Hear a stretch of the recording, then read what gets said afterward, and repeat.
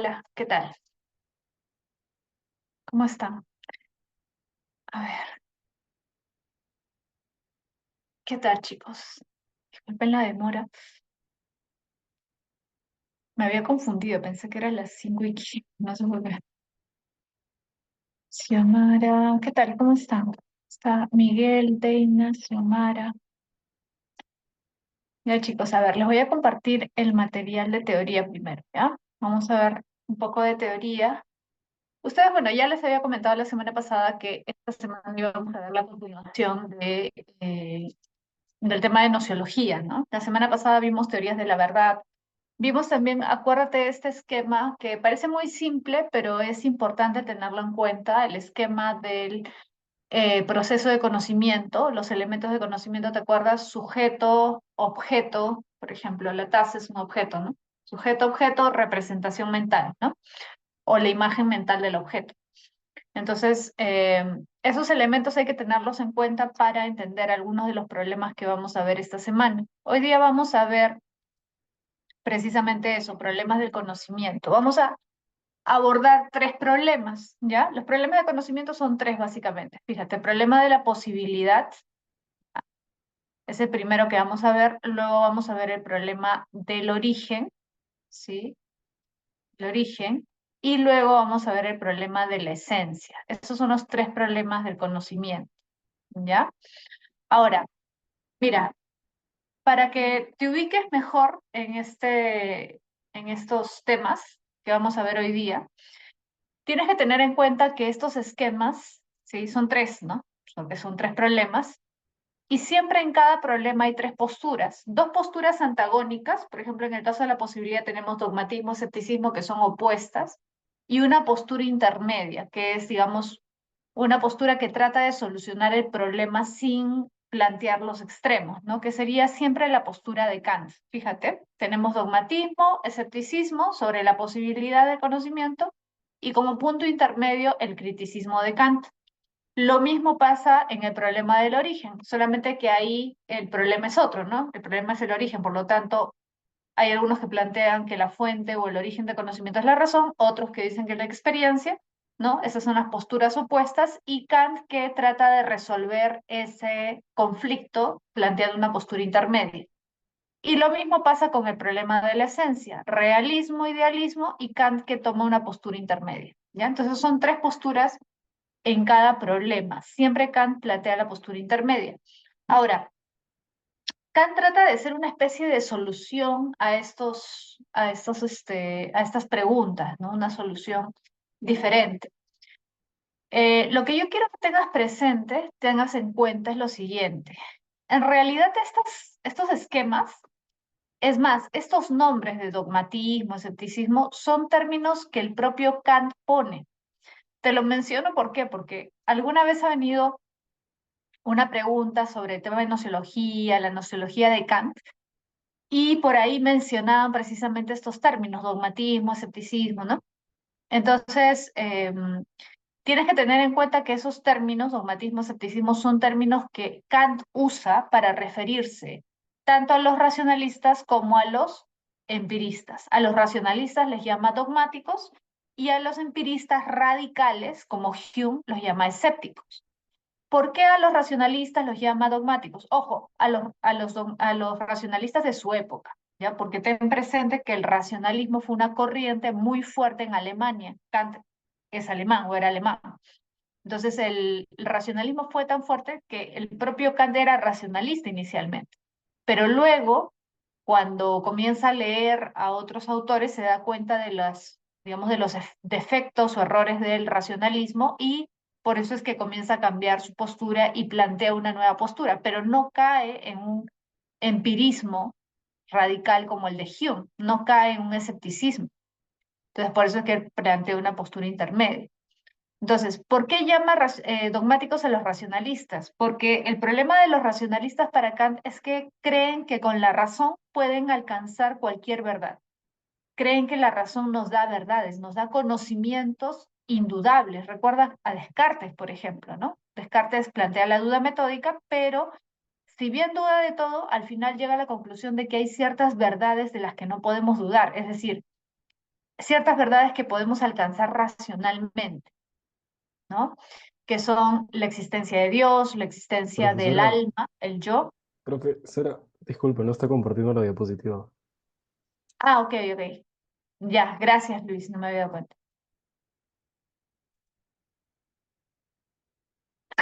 Vamos a morir. Ya, recién veo el chat. Ya, ahora sí se ve, ¿no? Ya, chicos. Entonces, les decía, en cada problema hay tres posturas, ¿no? En el problema de la posibilidad, les decía, estos términos que están acá, dogmatismo, ¿no? Y el término escepticismo son términos que plantea Kant en su obra La crítica de la razón pura. ¿Ya? Tú debes haber escuchado quizás el nombre, ¿no? Crítica de la razón pura. Miguel dice nuestro héroe. Ya. La crítica de la razón pura es la obra más conocida de Kant, la más importante. Kant pasa a la historia de la filosofía por esa obra, que es una obra centrada en el problema del conocimiento, en el problema de la nociología, ¿no? Entonces, lo que plantea Kant es un punto intermedio entre el dogmatismo y escepticismo. Entonces, fíjate acá, lo que plantea Kant es un punto intermedio, ¿sí? Lo que se conoce como criticismo, ¿ya? Entonces, digamos, una tercera vía, un camino intermedio entre el dogmatismo y el escepticismo es el criticismo kantiano, es el criticismo que plantea Kant. ¿Por qué se denomina criticismo? Por el nombre de su obra donde plantea esto, que es la crítica de la razón pura. ¿Ya? ¿Por qué se llama crítica de la razón pura? Ojo que varias veces en examen de admisión ha venido preguntas sobre la crítica de la razón pura, o sea, han venido fragmentos de esa obra y te planteaban preguntas, ¿no? En función de ese fragmento. Entonces, la crítica de la razón pura es una de las obras de la historia de la filosofía más importantes. ¿Por qué le llama así? Porque lo que hace Kant, como te decía hace un momento, Kant era racionalista. Lo que hace Kant es criticar el racionalismo porque considera que el problema es que los racionalistas creen que basta la razón para alcanzar verdades. Es decir, que la razón no necesita de ningún vínculo con la experiencia para llegar a certezas, a verdades. Acuérdate, por ejemplo, de Descartes, ¿no? Como te estaba diciendo, Descartes aplica la duda metódica pero al final, si bien duda de todo, llega a afirmar que no podemos dudar racionalmente de la existencia de Dios, porque podemos llegar a, digamos, a conclusiones que nos deriven en la conclusión de que Dios existe, ¿no? Igual con respecto al yo, al alma y con respecto al mundo. Entonces, lo que busca Kant es hacer una crítica al racionalismo, que era lo que estaba de moda en su época. Pero eso no significa que Kant solo critica el racionalismo, también va a criticar al empirismo radical. El empirismo radical él lo llama escepticismo. ¿Por qué? Porque para él el problema con los empiristas radicales como Hume es que llegan a dudar de la posibilidad de alcanzar un conocimiento absoluto y universal, sobre todo lo segundo, universal. ¿Te acuerdas que habíamos visto antes Hume y Hume era un empirista extremo y decía, bueno, yo solo puedo conocer lo que yo percibo. Por ejemplo, yo conozco esta taza porque la percibo, conozco este celular porque lo percibo, conozco este mueble que está delante de mí porque lo percibo, la manzana, etcétera. Es decir, cualquier cosa que yo puedo percibir, lo conozco. Ah, Ahora, el problema es que si yo baso mi conocimiento en mi percepción, yo también podría cuestionar los conocimientos de los demás, porque yo podría decir, ¿y yo cómo sé cómo percibes tú? ¿Yo cómo sé qué conoces tú? Si el conocimiento se basa en la experiencia es algo particular, individual, personal. Entonces yo no puedo afirmar que mi experiencia es igual a tu experiencia, porque eso ya es una especulación, ¿se entiende? Eso ya es una suposición, eso no es algo empírico. Entonces yo no puedo asumir que tú experimentas el mundo igual que yo. Por lo tanto, las únicas afirmaciones válidas son aquellas que se refieren a mi experiencia. Es decir, en otras palabras, yo no puedo universalizar mi conocimiento. Mi conocimiento es mi conocimiento. Ahora, si no es posible un conocimiento universal, pregunta, ¿la ciencia será válida como conocimiento? ¿El conocimiento científico será válido para Hume?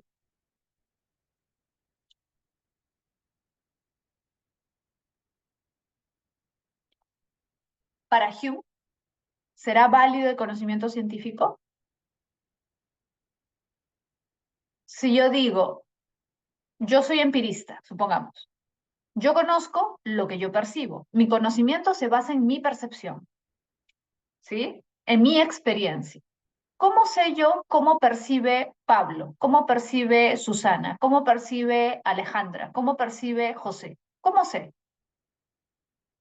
Si yo asumo que ellos perciben igual que yo ya estoy ahí saliendo del ámbito de la experiencia, porque yo no sé cómo perciben ellos.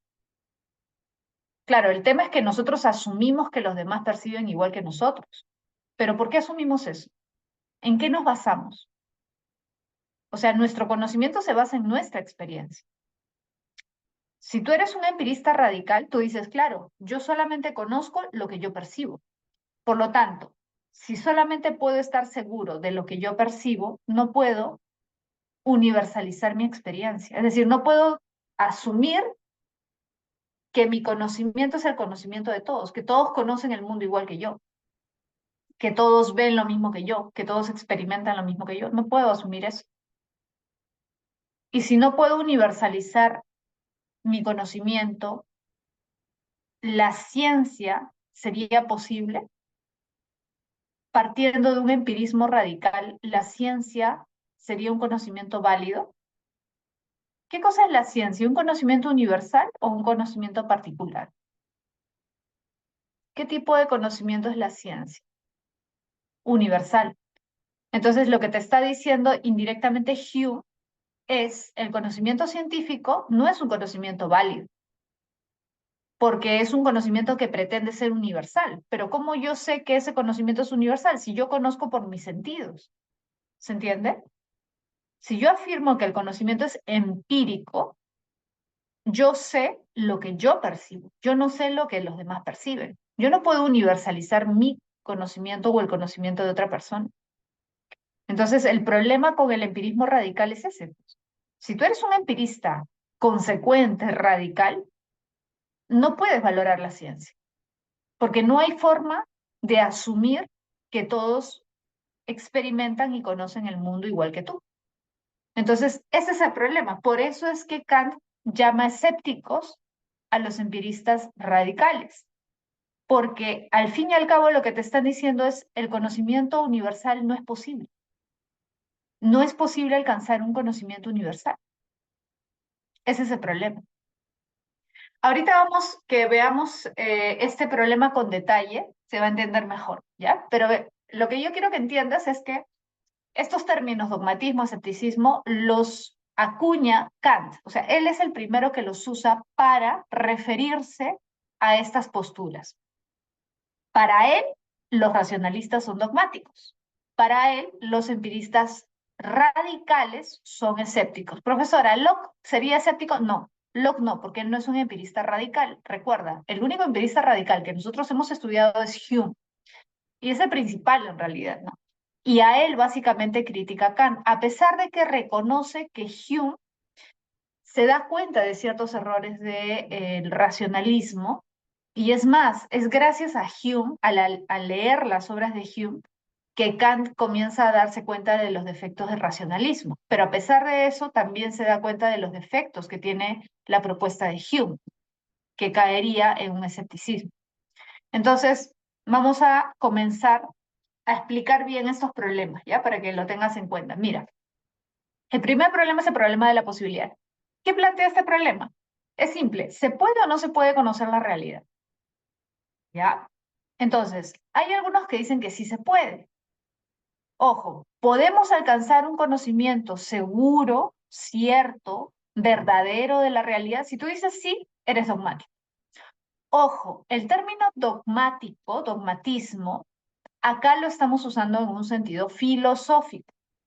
Tú también podrías usarlo en un sentido religioso. Hay mucha gente, ¿no? Usualmente se usa dogmatismo en un sentido religioso, pero acá no estamos hablando de eso. Me refiero a lo siguiente, ¿no? Algunos llaman dogmáticos, o es un empleo en todo caso que se puede dar de la palabra, ¿no? Dogmático en un sentido religioso, a aquel que no duda de su fe, ¿no? Aquel que no cuestiona o pone en duda las creencias religiosas. ¿no? Por ejemplo, ojo, que dogmatismo viene de dogma. Dogma es una verdad incuestionable, ¿sí? Una verdad que tú no puedes cuestionar. Por ejemplo, un cristiano no puede cuestionar que Jesús es hijo de Dios y que vino al mundo a salvarnos, ¿sí? Ese es un dogma, es una verdad incuestionable para un cristiano, ¿sí? Entonces, que Dios es uno y trino es un dogma de la fe cristiana. Tú no puedes poner en duda eso. Si tú pones en duda un dogma, entonces tú eres un hereje, ¿sí? Entonces, el dogmático religioso es aquel que no cuestiona la fe, no cuestiona su fe, no pone en duda ninguna de las verdades enseñadas por la religión, ¿sí? Em, Ahora, el dogmatismo también puede ser filosófico, que es otra cosa, es diferente. El dogmatismo filosófico no tiene que ver con la religión, tiene que ver con la idea de verdad. ¿Existe la verdad? ¿Es posible alcanzar un conocimiento verdadero? Si tú crees que sí es posible, entonces eres dogmático. Por ejemplo, ojo, repito, no tiene que ver con la religión. Entonces, ¿un científico puede ser dogmático? Sí, puede serlo si es que ese científico cree que la ciencia es una explicación verdadera de la realidad. Si cree que la ciencia es la verdadera explicación del mundo y que la ciencia, tal como plantea las leyes científicas y todo, no pueden ser cuestionadas porque esa es la verdad, es dogmático. Un científico puede ser dogmático. Un filósofo puede ser dogmático si cree que hay una verdad y que se puede alcanzar esa verdad. Por ejemplo, Platón es dogmático, Aristóteles es dogmático, porque creen en la verdad, creen que hay conocimientos verdaderos. Y no solamente creen que existen conocimientos verdaderos, creen que es posible alcanzar esos conocimientos. Acuérdate de la definición, por ejemplo, de Aristóteles acerca de la filosofía. ¿Te acuerdas? No sé si recuerdas la definición, ¿no? Aristóteles dice, la filosofía es la ciencia teórica que estudia los primeros principios y las primeras causas de la realidad. La filosofía es una ciencia para Aristóteles, es decir, es un conocimiento verdadero que explica, estudia los principios más básicos de la realidad. Entonces, para Aristóteles sí se puede descubrir cuál es la verdad, cuáles son los verdaderos principios de la realidad. Es dogmático. Platón cuando dice que hay dos mundos, ¿te acuerdas? El mundo de las ideas y el mundo sensible. Y el verdadero mundo es el mundo de las ideas. Ojo, no dice que todos pueden conocer las ideas, pero dice que si uno se esfuerza y sigue cierto camino, puede lograr, acuérdate del mito o la alegoría de la caverna, puede lograr ascender y ver la verdadera realidad. Puede salir de la caverna y observar las ideas, ¿no? Es decir, él cree que hay una verdad y que es posible alcanzarla. Es un dogmático. Descartes es dogmático porque Descartes recuerda que plantea que hay ideas claras y distintas, ideas verdaderas. Hay ciertas certezas que podemos alcanzar, tres certezas. Yo existo, Dios existe, el mundo existe. Entonces también es dogmático. Muchos filósofos en realidad a lo largo de la historia de la filosofía pueden ser catalogados como dogmáticos. Tales de Mileto, que está mencionado ahí. Los presocráticos en general son dogmáticos, sí. ¿Por qué son dogmáticos? Porque ellos creen que el mundo se ha originado de algún elemento. ¿Te acuerdas? El arjé. ¿Cuál es ese elemento que dio origen a todo lo que existe? ¿Cuál es ese elemento fundamental, esencial, que está detrás de todo lo que existe? ¿Qué dice Tales? El agua. ¿Qué dice Anaximandro? El ápero. ¿Qué dice Anaxímenes? El aire y así. Parménides, el ser. Es decir, todos ellos creen que es posible saber cuál es ese fundamento de la realidad. Es decir, creen que es posible alcanzar la verdad. Es decir, creen que es posible un conocimiento absoluto de la realidad. Porque si tú conoces la esencia de la realidad, conoces todo, pues. Lo que importa es la esencia.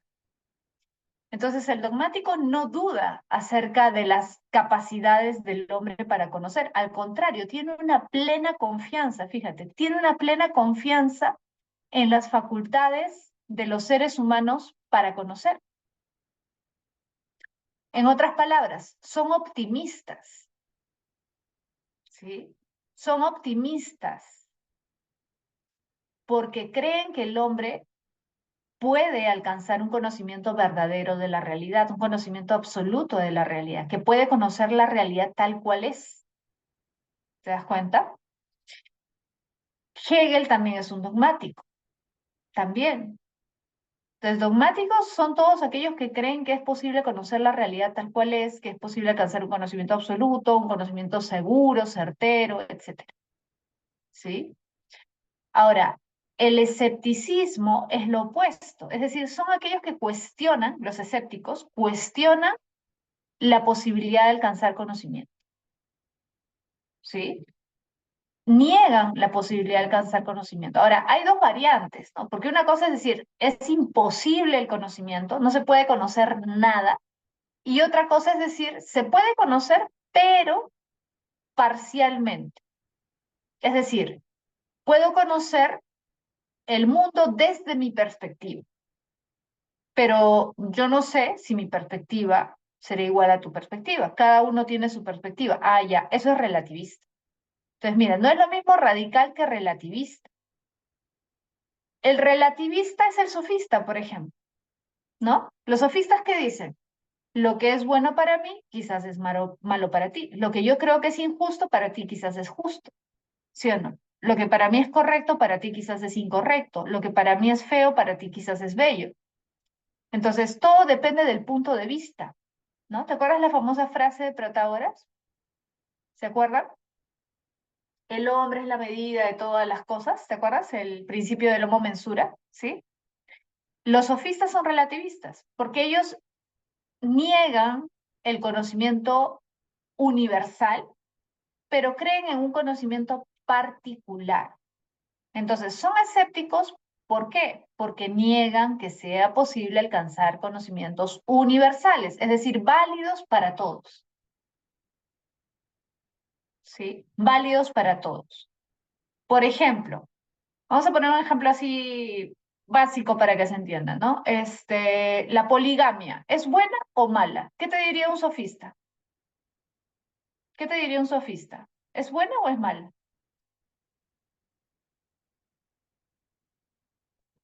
¿Qué crees que diría un sofista? Para un sofista, ¿la poligamia es buena o es mala? Depende, depende. ¿Sí o no? Claro, muy bien, Deina. Unos la verán mal, otros la verán bien. Quizás en ciertas culturas es conveniente que haya poligamia y en otras culturas no es conveniente. Depende. ¿Sí? Claro, es relativo. ¿Te das cuenta? ¿Por qué son considerados escépticos? Porque no creen en una verdad. No creen en una verdad. No creen que la verdad es universal. ¿Sí? Creen que cada uno tiene su verdad, cada uno tiene su perspectiva, cada uno tiene su mirada de las cosas, ¿sí? Su perspectiva de las cosas.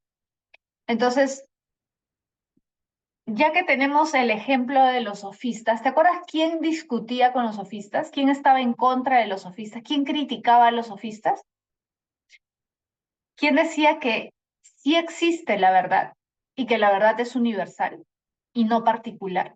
¿Te acuerdas? ¿Con quién discutían los sofistas? ¿Quién era enemigo, por decirlo así, de los sofistas? Sócrates, correcto, Sócrates. Sócrates sí creía que existía la verdad. Sócrates sí creía que existía una verdad, que la verdad era universal. Entonces, Sócrates, desde esa perspectiva, es un dogmático, porque él cree en la verdad. Los sofistas son relativistas, son escépticos, porque no creen en la verdad, no creen en un conocimiento universal.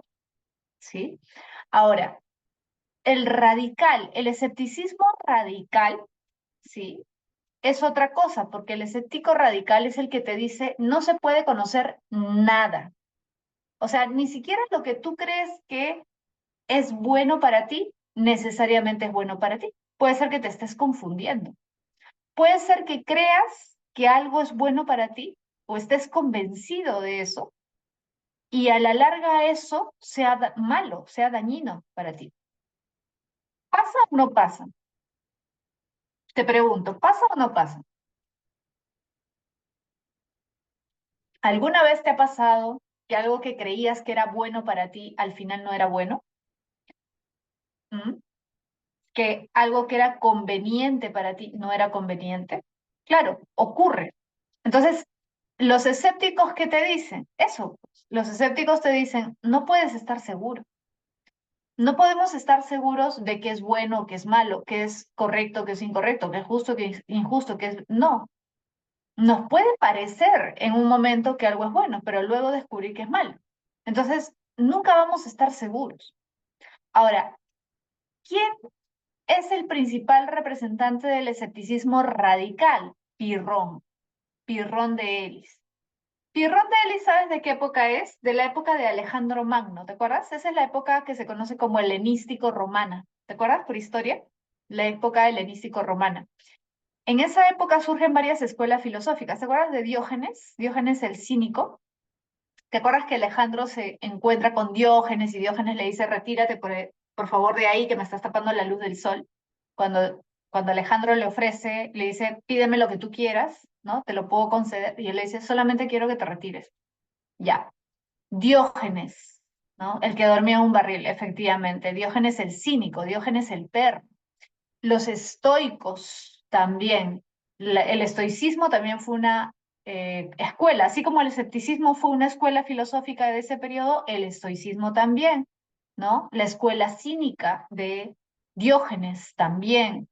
Luego, los hedonistas, bueno, los epicúreos, ¿no?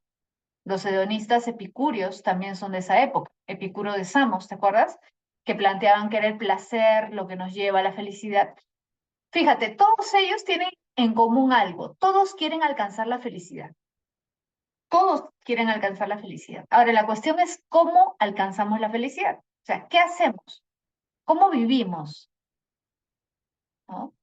Los escépticos, como Pirro, que es el fundador del escepticismo, ¿no? El padre del escepticismo, dice, para ser feliz no hay que estar seguros de nada, hay que dudar de todo.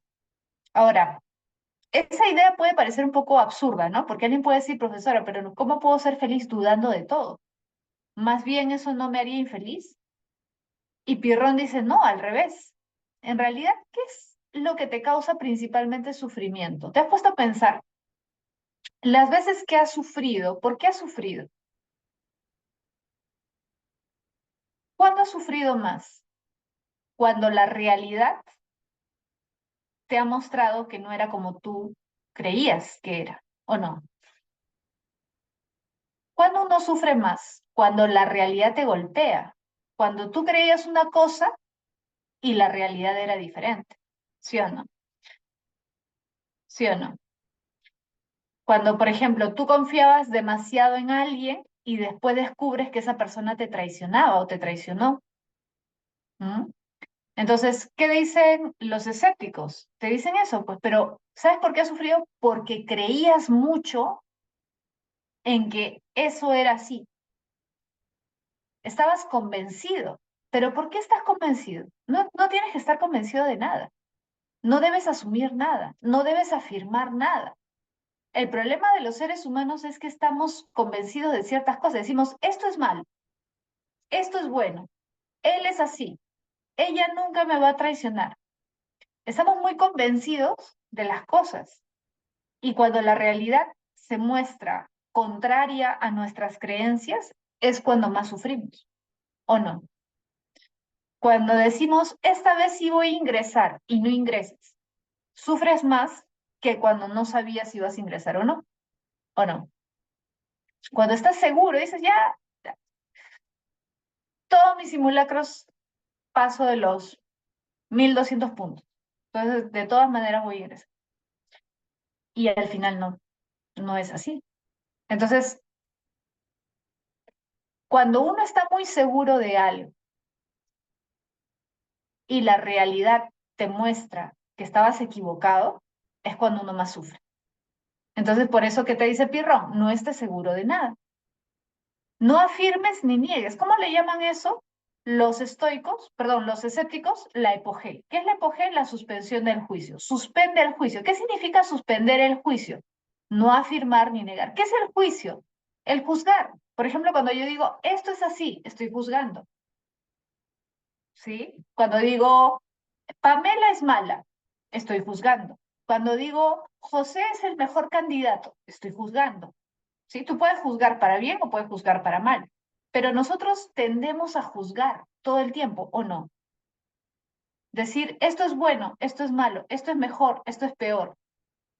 Estamos juzgando todo el tiempo, ¿sí? Hacemos juicios acerca de las cosas, de la realidad, pero nuestros juicios generalmente son erróneos, dice Pirrón. Usualmente nuestros juicios son equivocados. No podemos confiar en nuestros juicios. ¿Sabes por qué? Porque ni la razón ni los sentidos nos dan suficiente seguridad acerca de la realidad. Ojo, acuérdate, ¿te acuerdas que, mira, el Pirrón es de antes, mucho antes de Descartes, porque estamos en la filosofía antigua. Pirrón es de la época de Alejandro Magno, siglo III antes de Cristo. ¿Sí? Descartes es del siglo XVI, XVII, casi. Pirrón dice, no podemos confiar en nuestros sentidos. Bueno, Platón ya había dicho eso también antes, ¿no? No podemos confiar en nuestros sentidos. ¿Nuestros sentidos nos engañan? Sí, muchas veces. Entonces, ¿cómo vas a afirmar con seguridad algo basándote en tus sentidos? Es absurdo. Pero ojo, Pirrón no solamente desconfía de los sentidos, desconfía también de la razón. Dice, la razón también se puede equivocar, porque puede ser que tú creas que estás razonando correctamente, pero tu razonamiento puede ser equivocado, ¿no? Te pongo un ejemplo. Siempre que hay elecciones, ¿sí o no? Mucha gente, cuando elige un candidato, muchos eligen por lo que ven, ¿no? O sea, el candidato que les cae bien, que parece humilde, que parece buena gente, que sonríe a todo el mundo, muchos. Ahora, también hay algunos cuantos que creen que eligen bien a su candidato porque supuestamente pues lo analizan, ¿no? Racionalmente, ¿no? Investigan, no sé, pues se dejan más guiar por los planteamientos que tiene, qué sé yo, pero al final igual se equivocan o no. O es imposible equivocarte pensando que estás haciendo una elección racional. Supuestamente estás eligiendo racionalmente, pero también te puedes equivocar. La razón también te puede jugar en contra. Entonces, para Pirrón, ni los sentidos ni la razón son suficientes como para estar seguros de algo. Por eso, también se puede decir que los escépticos son pesimistas nociológicos. Son pesimistas porque creen que las facultades humanas son extremadamente limitadas para afirmar algo acerca de la realidad. ¿Sí? O sea, para Pirrón, el hombre no puede acceder a la verdad de las cosas. El hombre no puede estar seguro nunca de cómo son las cosas. Por lo tanto, es mejor suspender el juicio. Es decir, no afirmar ni negar nada con contundencia. No digas, esto es así o esto no es así, porque no lo puedes saber. Nunca vas a poder saber. Siempre van a haber razones a favor o en contra de lo que tú piensas. Siempre. Entonces, es imposible estar seguro de algo. ¿Sí? Por eso Pirrón es un escéptico relativista. Ahora, por si acaso, fíjate, acá te lo voy a poner en el chat. El escepticismo radical sobre todo, se le denomina también pirronismo. Pirronismo. Ya te lo menciono por si acaso, precisamente por el nombre de Pirrón de Elis, ¿no? Por si acaso te lo menciono porque una vez en una pregunta de examen de admisión no venía en la clave escepticismo, venía pirronismo. ¿Sí? No venía escepticismo, sino pirronismo, pero tú ya sabes que pirronismo es sinónimo de escepticismo, ¿sí? Es sinónimo. Decir pirronismo, escepticismo, en el fondo es lo mismo, porque Pirrón es el padre del escepticismo, ¿sí? Ahora, para mencionar a otros que podrían ser representantes del escepticismo, aparte de los sofistas, que son relativistas, y aparte de Pirrón, que es el padre del escepticismo radical, ¿qué otros filósofos podrían ser considerados escépticos? A ver, uno importante ya lo mencionamos, Hume, ¿sí? Hume es un escéptico. ¿Por qué? Porque Hume dice, yo solo puedo estar seguro, yo solo puedo conocer las cosas por mi experiencia. Entonces, mi experiencia es algo particular. Yo conozco a través de mi experiencia. Mi conocimiento siempre es particular. Por lo tanto, mi conocimiento no se puede universalizar. yo no sé cómo perciben los demás, no sé si los demás conocen igual que yo. Entonces, ¿qué es Hume? Un escéptico relativista. Es un empirista radical, sí, empirista extremo, lo que lo lleva a ser un escéptico relativista, porque al fin y al cabo dice, no puede haber conocimientos universales porque todo conocimiento se basa en la experiencia, y la experiencia es algo individual. ¿Te das cuenta? Entonces, el conocimiento universal es imposible para Hume, por eso es un escéptico relativista, ¿no? Víctor Casana, ¿los positivistas también? No, los positivistas no pueden ser considerados escépticos porque los positivistas creen en la ciencia. Los positivistas creen en la ciencia. Es decir, a ver, los positivistas no son dogmáticos en todo el sentido de la palabra porque eh, digamos que ellos no creen que haya un conocimiento verdadero universalmente, pero sí confían en la ciencia, ¿sí? Sí confían en la ciencia. Entonces ellos no podrían ser relativistas, porque ellos sí creen en el conocimiento universal científico, ¿sí? Y tampoco podrían ser escépticos radicales, porque si fueran radicales, entonces la ciencia no tendría ningún valor. ¿Mm? Ahora, ¿qué otros escépticos podríamos encontrar en la historia de la filosofía, aparte de los que ya te he mencionado? Nietzsche. Nietzsche también es un escéptico, relativista. ¿Te acuerdas que Nietzsche criticaba a Sócrates y Platón? ¿Te acuerdas? ¿Te acuerdas que él hablaba de lo apolíneo, lo dionisiaco y criticaba a Sócrates y Platón porque eran para él excesivamente racionalistas? ¿Te acuerdas? Le daban demasiado peso a la razón y los criticaba también porque ambos, Sócrates y Platón, creen en una verdad. Nietzsche no cree en la verdad. Nietzsche dice, la verdad universal no existe. Es más, él tiene una frase muy conocida que dice, solo existen interpretaciones, ¿sí? No existen los hechos como tal. No existen hechos, solo interpretaciones de los hechos. Esa es la frase.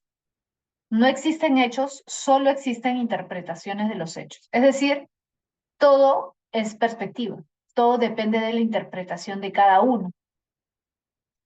¿Ya? Para Nietzsche no existe la verdad universal. Es un escéptico relativista. Por eso es que él valora a los sofistas. Luego, ya más recientemente, los filósofos posmodernos son relativistas. Te menciono, a ver, voy a poner acá por si acaso, ¿ya? Filosofía posmoderna. Sé que es un periodo que nosotros no estudiamos, pero por si acaso, ¿ya? Lo menciono, te lo pongo ahí para que lo tengas en cuenta, porque a veces han venido fragmentos sobre filósofos posmodernos, de filósofos posmodernos, perdón, ¿no? Entonces, siempre se hace énfasis, por ejemplo, Foucault, Derrida, Deleuze. Hay ciertos filósofos que son considerados posmodernos que son relativistas. Son relativistas. Ellos creen que no existe una verdad.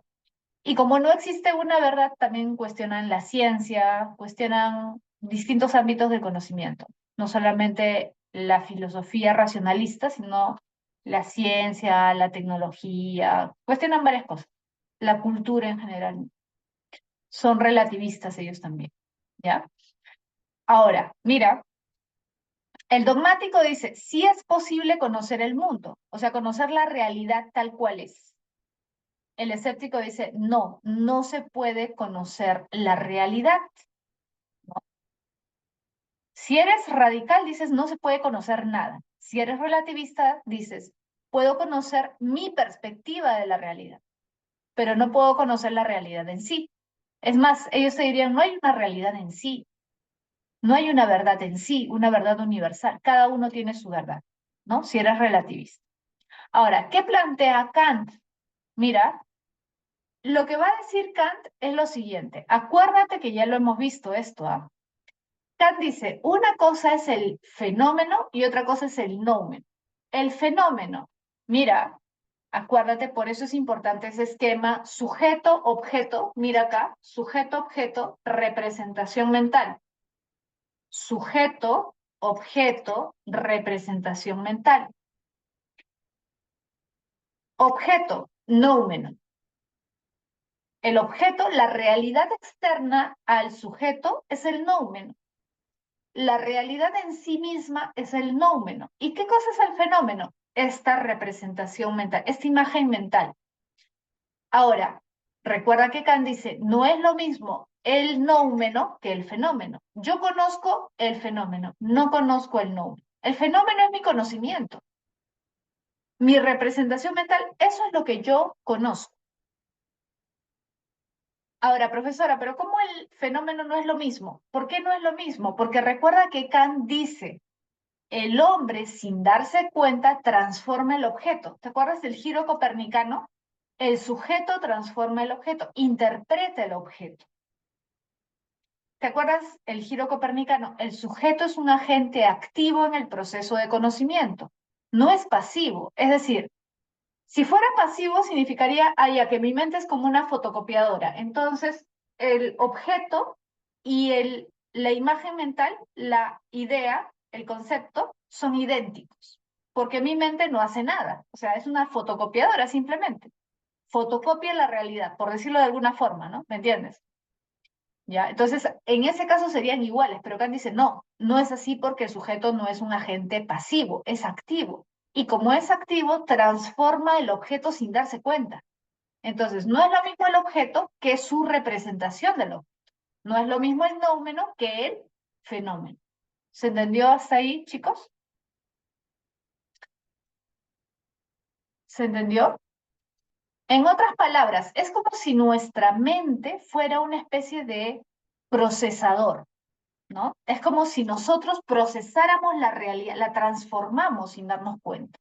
Nos apropiamos de la realidad a partir de qué? A partir de ciertas estructuras internas que poseemos, ¿te acuerdas? Las categorías. Las categorías.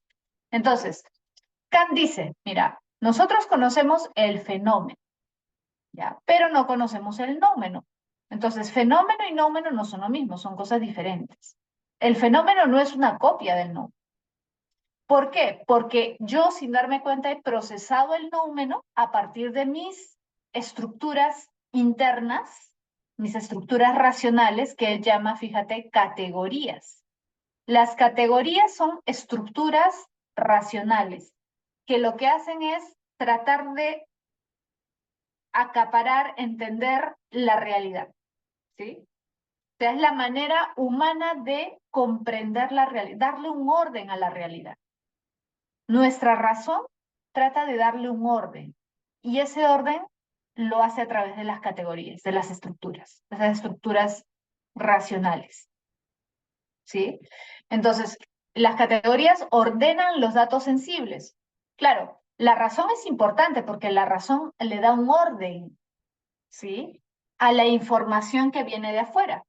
Pero si no hubiera información que viene de afuera, ¿qué ordenaría? Nada. Entonces, son importantes las dos cosas, la experiencia y la razón, porque yo necesito de mis sentidos para captar el mundo, para captar los objetos de la realidad, y es importante la razón porque la razón procesa esos datos. Y en ese encuentro entre experiencia y razón se da el proceso de conocimiento.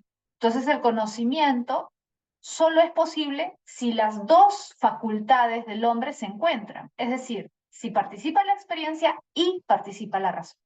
No puede haber conocimiento solo empírico o conocimiento solo racional. ¿Se entiende? No puede haber, repito, conocimiento solo empírico o conocimiento solo racional. ¿Sí? Entonces, por eso no podemos conocer la cosa en sí, el nómeno, porque necesariamente nosotros procesamos la realidad a través de nuestros sentidos y a través de nuestra razón.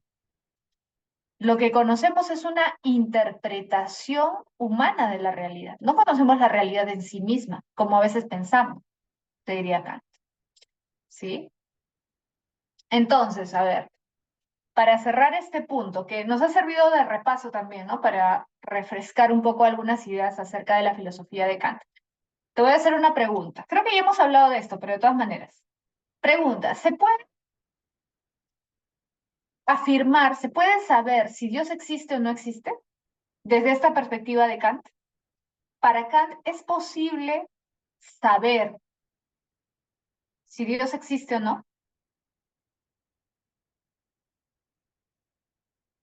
No, claro, no se puede. ¿Por qué no se puede? Porque para estar seguro de la existencia de Dios, yo tendría que alcanzar ese conocimiento a través de la experiencia y a través de la razón, ¿sí o no? Se tendría que encontrarse los datos de la experiencia más mi razón para estar seguro de la existencia de Dios, para confirmar la existencia de Dios. Pero el problema es el siguiente, Dios es algo físico, algo material, tus sentidos, supongamos que existe Dios, ¿ya? ¿Tus sentidos pueden captar a Dios? ¿Puedes tener alguna forma de verificar la existencia de Dios? No. Claro, porque Dios por definición es un ser intangible, es un ser trascendente, es un ser no físico. Entonces, ¿cómo yo podría obtener datos de la experiencia? O sea, ¿cómo yo podría con mis sentidos percibir a Dios? No se puede. Entonces, yo no puedo conocer a Dios, o sea, no puedo estar seguro, saber si existe o no existe, porque no hay evidencia empírica que me afirme ello, ¿no? Ahora, eso no significa que Dios no existe, ¿ah? Para Kant no se puede saber. ¿Por qué no? No necesariamente significa que no existe. O sea, ¿por qué Kant no niega, no simplemente niega la existencia de Dios? Profesora, pero si no hay datos empíricos que me digan que Dios existe, entonces no existe. No, no, no es tan fácil. Porque Kant te diría, ya, pero si tú crees que como no percibes a Dios, Dios no existe, eso significa que tú estás asumiendo que tus sentidos lo pueden percibir todo. ¿Tus sentidos podrán percibirlo todo?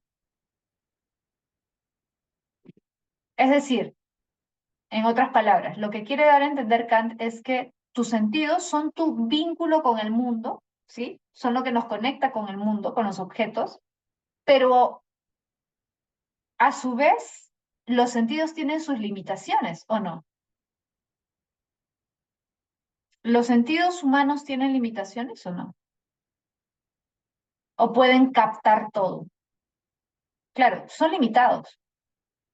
Entonces, nuestros sentidos no son todopoderosos, por decirlo así, para nosotros decir, ah, bueno, como no lo percibo, no existe. No. ¿Tus sentidos te conectan con el mundo? Sí. ¿Te dan información del mundo? Sí. Pero a la vez, hasta donde llegan tus sentidos, tú conoces. Tú no puedes conocer más allá. Tú no puedes conocer más allá. Tú no sabes qué hay más allá. ¿Puede haber algo más allá de donde llegan tus sentidos? Sí, puede haber. Pero no lo vas a saber. No podemos saber si hay algo más o no. Nuestros sentidos son nuestra limitación, ¿no? Entonces, por eso es que Kant dice, no sabemos si Dios existe o no. Podría ser que sí, pero nosotros no lo captamos empíricamente. Por eso es que Dios no es un objeto de conocimiento humano, pues. No, no podemos estar seguros de su existencia o no, ¿no? Bien, ahora, mira, este primer problema creo que ya se resolvió, ¿no? Por si acaso, solamente para aclarar un punto. Mira, ¿por qué Kant no es dogmático? Porque los dogmáticos creen que se puede alcanzar un conocimiento absoluto. Es decir, el dogmático cree que está conociendo la realidad tal cual es. Y Kant dice, no podemos conocer el número, no podemos conocer la realidad en sí. Lo que conocemos es una realidad procesada por nuestros sentidos y por nuestra razón. Entonces, por eso no es dogmático. ¿Y por qué no es escéptico? Porque no es relativista. Él no dice, yo conozco de una manera, No. Para Kant, la razón humana, ojo, las estructuras, estas categorías racionales, las tenemos todos igualitas. No es que yo tengo mis estructuras y tú tienes... No. Porque si fuera así, que cada uno tiene sus estructuras, entonces no podríamos alcanzar conocimientos universales. La ciencia no sería posible. ¿Por qué es posible la ciencia? Porque todos compartimos las mismas estructuras racionales. Todos.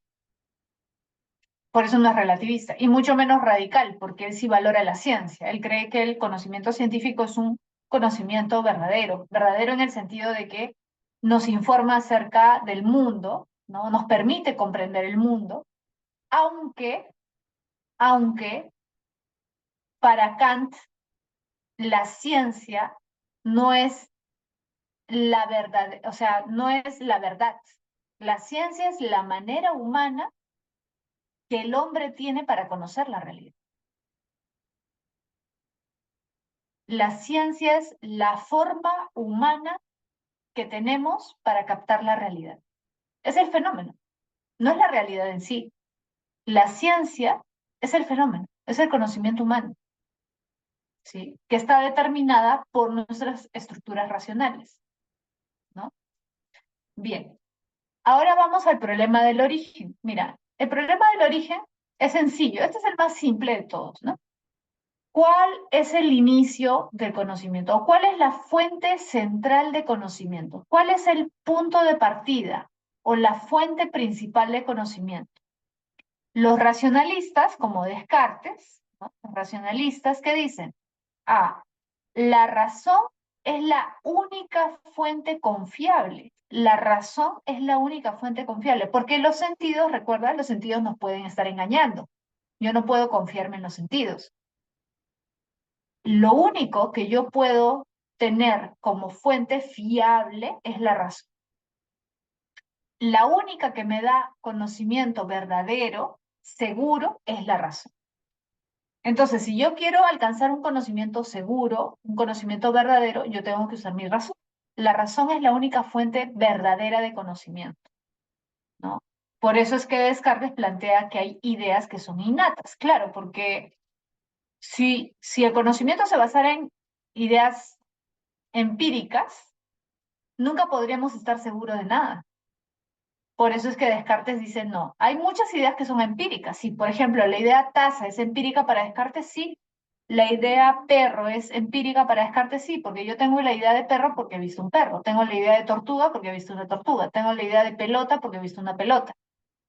¿Sí? Muchas ideas son empíricas para Descartes. Pero él dice, esas ideas son poco relevantes. Esas ideas no pueden ser el fundamento de nuestro conocimiento, porque son ideas empíricas, son ideas en las que no podemos fiarnos. Entonces nosotros tenemos que encontrar ideas verdaderas, ideas de las que no podamos dudar. Y si quiero una idea de la que no puedo dudar, no puedo basarme en la experiencia, no puedo basarme en mis sentidos, tengo que basarme únicamente en mi razón. Hay ideas a las que yo puedo arribar exclusivamente racionalmente, sí. Hay ideas que yo alcanzo solo por la razón. Y si son ideas puramente racionales, significa que no están mezcladas con la experiencia. Si no están mezcladas con la experiencia, significa que yo no las he adquirido a través de la experiencia. Significa que he nacido con ellas. Por eso es que le llama innatas. Son ideas con las que yo ya nací, ¿sí? Que no se obtienen a través de la experiencia. Y eso precisamente es lo que Locke va a criticar al racionalismo de Kant. Porque Locke va a decir, a ver, él es el padre del empirismo moderno, recuerdo. Locke va a decir, toda idea, por más abstracta y compleja que sea, siempre se origina en la experiencia. Acuérdate, creo que te conté, creo que te expliqué, conversamos acerca de eso. Alguien podría pensar que un empirista no cree en lo que no ve. O sea, si yo no lo observo, no puedo creer en eso. Y no necesariamente. Ese es un empirismo radical. Si tú dices, yo solamente creo en lo que veo, en lo que toco, ese es un empirismo radical. Pero no todo tipo de empirismo es radical. Por ejemplo, Locke no es radical.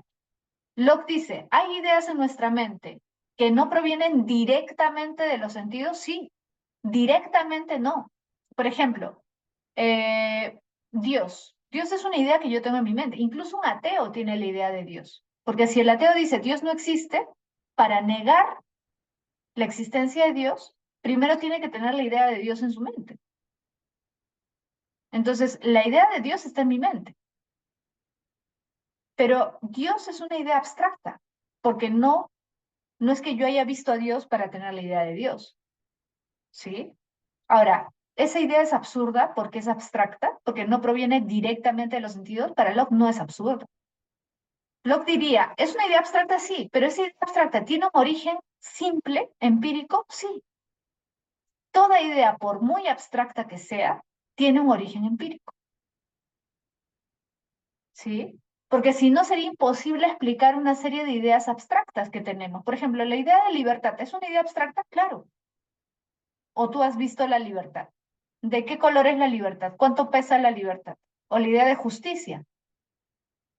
¿La justicia es una idea abstracta? Claro. ¿Todos los seres humanos tenemos idea de justicia? Sí. ¿De libertad también? Entonces, Locke, ¿qué dice? ¿Son ideas absurdas? Para Locke no son absurdas. Incluso las ideas más abstractas tienen su origen en la experiencia. La experiencia, ojo, para Locke, es un poco más compleja de lo que a veces se piensa. La experiencia puede ser externa o puede ser interna. Repito, la experiencia para Locke no es tan simple, no es que haya experiencia, lo que yo veo, lo que toco, lo que huelo, lo que oigo, no, no solamente se refiere a experiencia sensorial externa. Para él, la experiencia también puede ser interna, las emociones, los sentimientos, todas esas cosas también son experiencias. Por eso pueden haber ideas abstractas de distinto tipo. Entonces, Locke recuerda, dice, ¿Dios existe? Sí existe, pero incluso esa idea que es abstracta tiene su origen en la experiencia. ¿Cómo sé yo que Dios existe? ¿De dónde viene mi idea de Dios? ¿Te acuerdas? Locke dice, lo que pasa es que yo, a lo largo de mi vida, he observado que todo lo que existe tiene una causa. Por ejemplo, esta taza, yo la compré en un puesto, ¿no? Donde vendían tazas. Y le pregunté al señor, mire esta taza y cómo la hizo, siempre vende tazas y yo las hago. Ya, entonces yo sé por experiencia que si existe una taza es porque alguien la ha hecho. Yo sé que hay una fábrica donde hay obreros que hacen celulares. Si hay un celular es porque hay una fábrica que hace celulares, que hay personas que fabrican celulares. Si hay, tengo una mesa, una silla, la silla, la mesa no han surgido por generación espontánea, alguien lo ha hecho. Yo he visto nacer perritos, por ejemplo, en mi casa. Entonces yo sé que un perrito proviene de otro perrito. Yo sé que un gatito proviene de otro gatito. Entonces yo sé que cada cosa que existe, por experiencia lo sé, ha sido causado, originado por otro ser.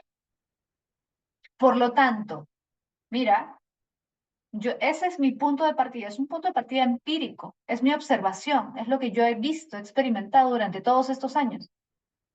Ese es mi punto de partida. Entonces Locke dice, a partir de esa experiencia, yo puedo inferir que el mundo en su conjunto también tiene que haber sido creado, generado por otro ser.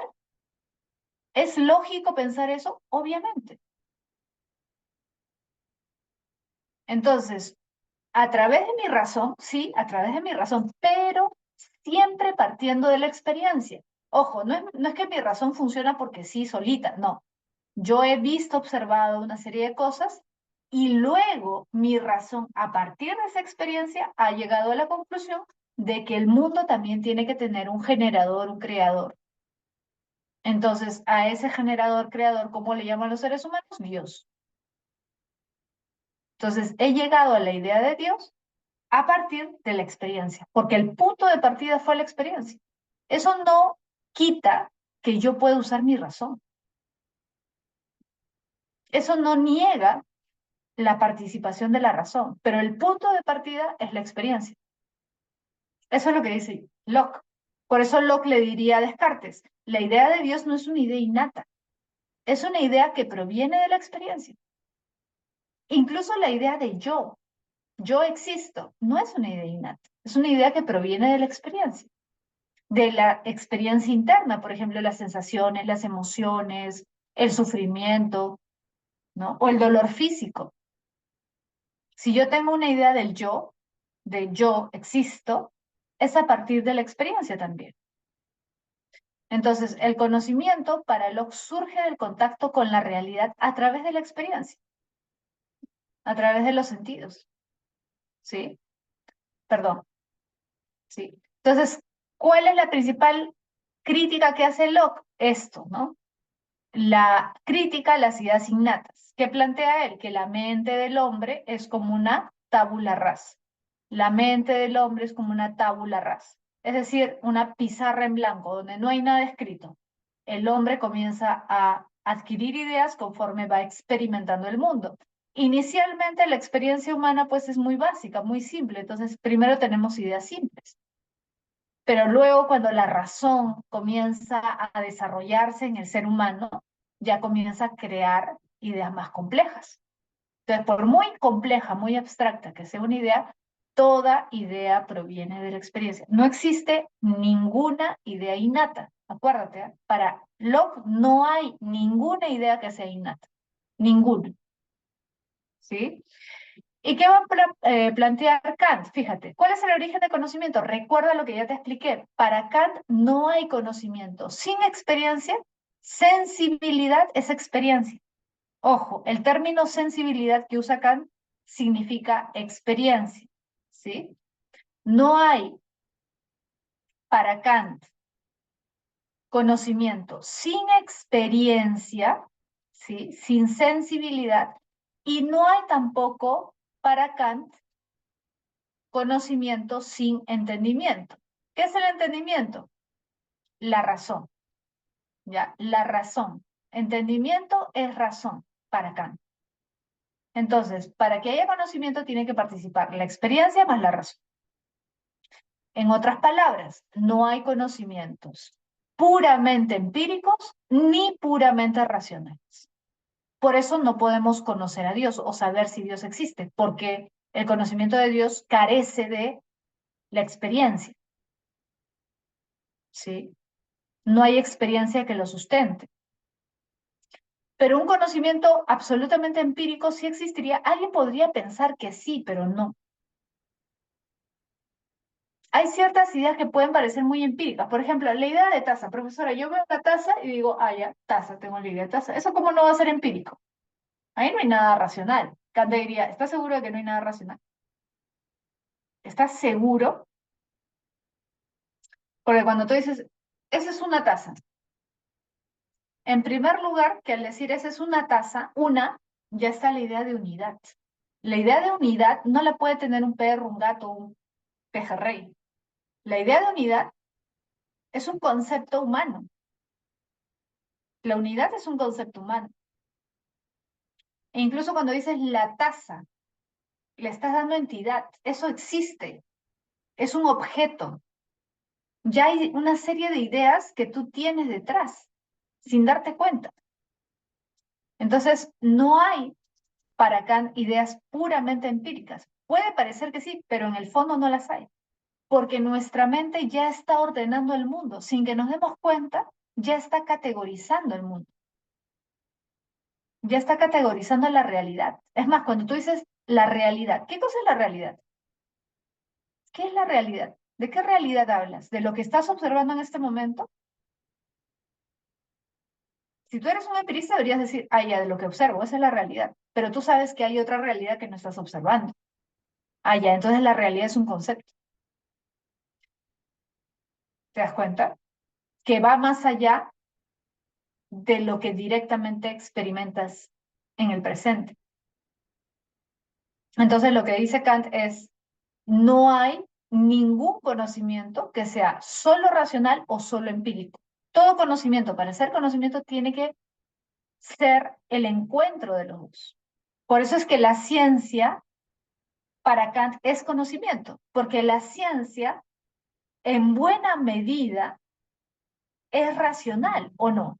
Por ejemplo, cuando tú universalizas, ¿qué estás haciendo? ¿Estás universalizando con la experiencia? No, estás haciéndolo con la razón. Las matemáticas, ¿qué cosas son? Son un conocimiento básicamente racional, pero no es solo racional, porque tiene fundamento también empírico. Es decir, tú puedes contrastar cualquier ecuación o planteamiento, teorema matemático en la realidad, ¿no? Entonces, para Kant, la ciencia es conocimiento, porque tiene respaldo empírico, pero a su vez es racional. Entonces, por eso dice esto, fíjate lo que dice, las intuiciones. ¿A qué se refiere con intuiciones? Intuiciones se refiere a lo empírico. Empírico, la sensibilidad. Sin conceptos son ciegas. En otras palabras, te lo voy a poner como un ejemplo para que se entienda. Mira, las intuiciones son lo sensible, lo empírico. Por ejemplo, ¿los animales tienen intuiciones? Sí, desde cierta perspectiva sí, porque los animales también son seres empíricos, son seres sensoriales. Pero ellos tienen racionalidad, tienen entendimiento, no. Por eso no tienen capacidad de esto, de crear conceptos. Y por eso es que los animales son como ciegos en el mundo, ¿sí? Entre comillas, ¿son ciegos en qué sentido? En el sentido de que ellos pueden observar lo mismo que nosotros, pero no entienden igual que nosotros lo que observan. Mira, yo puedo ponerme, supongamos que hay un eclipse mañana, ¿sí? Yo puedo ponerme en mi balcón con mi perrita acostado y los dos ver el eclipse. ¿Mi perrita va a entender qué está pasando? No va a entender lo que está pasando. Yo sí. Esa es la diferencia, ¿sí? Mi perrita puede ver una fórmula matemática. ¿Va a entender algo? No va a entender nada. ¿Yo puedo entenderlo? Sí, puedo entenderlo. Esa es la diferencia. Entonces, el animal tiene sensibilidad, igual que nosotros, pero carece de entendimiento, carece de racionalidad. Y por eso es como un ciego en el mundo, no comprende lo que percibe. ¿Te das cuenta? Ahora, no es solamente que baste la razón para Kant, también son importantes los sentidos. Por eso dice, los conceptos sin intuiciones, imagínate que fueras un ser puramente racional, pero sin sentidos. ¿Podrías conocer el mundo? ¿Podrías conocer algo? No. Imagínate que no tienes vista, tacto, olfato, oído, gusto. No tienes nada. ¿Qué conocerías? ¿Podrías conocer algo? No. Entonces, por eso para Kant, la razón sola, el entendimiento solo, tampoco nos lleva a nada. Tampoco puede conocer algo. Es imposible. Entonces, por eso son importantes los dos, ¿no? Por eso dice, los objetos nos vienen pues dados mediante la sensibilidad. Claro, ¿cómo conocemos los objetos? A través de los sentidos. Por ejemplo, yo digo, esto es una taza, ok, pero ¿cómo sé que hay algo acá? Porque lo estoy viendo, porque lo estoy tocando. Si no tuviera sentidos, no podría percibir ningún objeto. Entonces, la sensibilidad es mi cordón umbilical con el mundo, es lo que me conecta con el mundo. Mis sentidos son los que me permiten tener una conexión con la realidad y saber que hay una realidad fuera de mí, ¿sí? Entonces, por eso la sensibilidad es importante, los sentidos son importantes. Y por medio del entendimiento, los objetos son en cambio pensados, de él proceden los conceptos.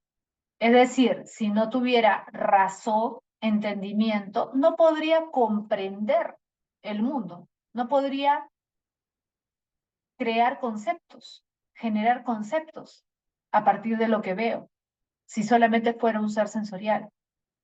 ¿Te das cuenta? ¿Sí? Entonces, por eso para él son los dos. No es uno primero y el otro después, son los dos al mismo tiempo. ¿Sí? Bien. Y por último, vamos a ver el problema de la esencia. ¿Ya? Acá el problema de la esencia en realidad no es tan complicado. Mira, es así. La pregunta es, ¿qué cosa es el conocimiento? ¿Qué cosa es el conocimiento? Ya, mira, si tú dices, el conocimiento es la copia de la realidad, ¿ya? El conocimiento es la copia de la realidad. Ojo, ¿ah? Entonces, realidad, por ejemplo, este objeto es parte de la realidad. Ya, yo puedo conocer este objeto, la taza. El conocimiento, mi representación mental, es la copia de la realidad. ¿Se entiende? Pregunta. ¿Qué elemento es más importante en esta concepción de que el conocimiento es la copia de la realidad que está fuera de mí? ¿Qué elemento es más importante, el sujeto o el objeto? ¿Cuál es más relevante en ese esquema? El objeto, correcto. El objeto es lo más relevante, porque lo que me está diciendo indirectamente es que yo soy un ente pasivo. O sea, yo recibo simplemente la información, yo no hago nada, ¿no? ¿Sí? Objeto, conocimiento, idénticos, igualitos, ¿no? ¿Sí? Imagínate la taza igualita acá, igualitos. Yo no he intervenido en nada, no he hecho nada. ¿Te das cuenta? Entonces, el conocimiento para el realismo es una copia de la realidad, es una copia del objeto, ¿sí? Es simplemente una copia del objeto. Entonces, ¿qué es lo que me está diciendo? Que el sujeto puede conocer el objeto en sí mismo. Pregunta, ¿Kant estaría de acuerdo con esta posición? ¿Kant estaría de acuerdo con esta posición? Obviamente no. Muy bien, Víctor. ¿Por qué no? Porque Kant dice, no es lo mismo el fenómeno que el noumen. No es lo mismo el conocimiento, lo que tú conoces, que la realidad, que el objeto. El hombre, el sujeto, cambia la realidad sin darse cuenta, la transforma, la procesa, ¿sí o no? Pero el realismo no se da cuenta de eso. El realismo dice, no, el sujeto, el hombre conoce la realidad tal cual es. El sujeto conoce la realidad tal y como es, ¿sí? Por eso se llama realismo. Ahora, el idealismo, mira, es lo contrario. Pregunta, si el realismo le da importancia al objeto, ¿a qué le da importancia el idealismo? ¿Al sujeto o al objeto? Es lo contrario. Entonces, si el realismo le da importancia, predominancia al objeto, el idealismo, ¿a qué le dará importancia?